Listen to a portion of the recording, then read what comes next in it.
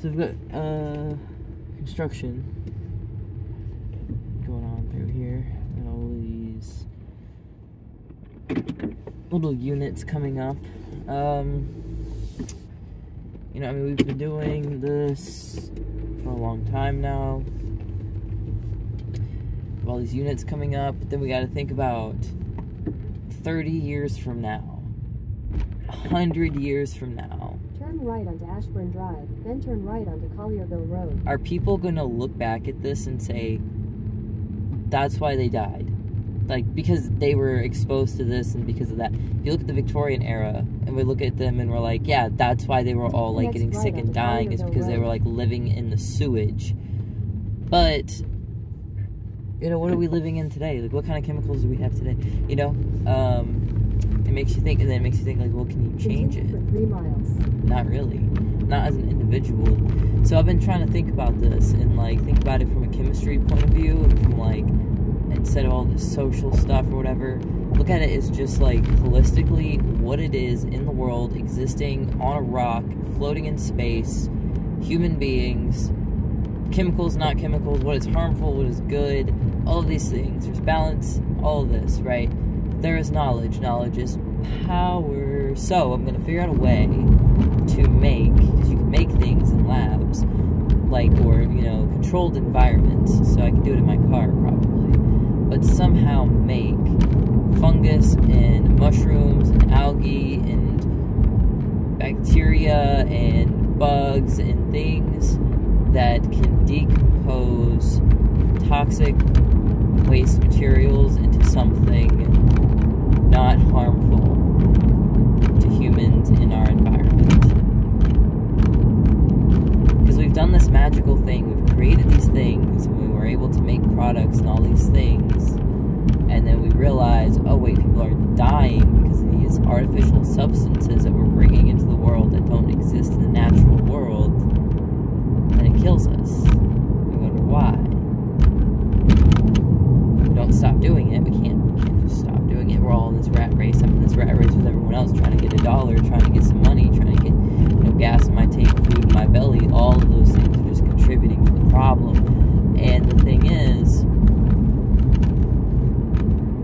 if you look at it from the biochemistry point of view, and you're like, okay, so if I could put something in the air that could convert toxic things that we breathe in every day into something not harmful. First of all, how would that happen? But not necessarily how would it happen, but how would I achieve that as a goal? Because it would be a mechanical process, considering I'm human inside of a body, so I'd have to mechanically do steps to achieve that goal. But to be able to achieve that, I would need to understand at least somewhat of what I'm doing. And the thing is, it's like I don't have to understand all of it, right? I don't have to understand the, like, mathematical physics of every single number of every single thing, but I can understand to, like, tap on the brakes to not fly through this light. You know, like, I physically drive the car. I don't understand it all. I don't understand how the engine works and all that shit. But, you know, somebody does. Somebody out there does, because we created it. Men created it. You get enough people in a room, you could fit human beings. I grew up in church, so I use the word men as human beings a lot. But, you know, all these things were created by humans, by mankind, and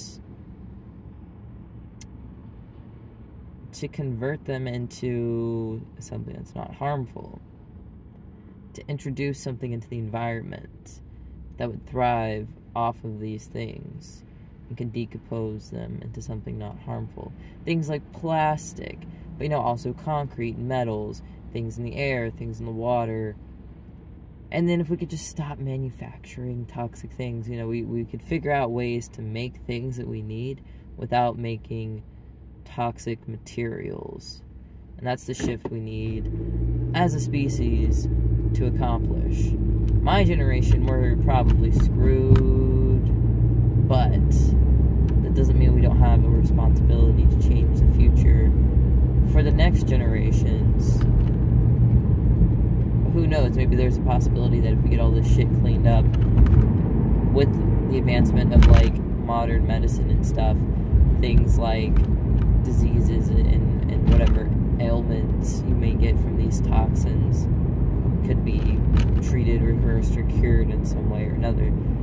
All of this is just obviously fantasy, conceptualizing type stuff. I actually have to get things done and actually figure out more about how the world works.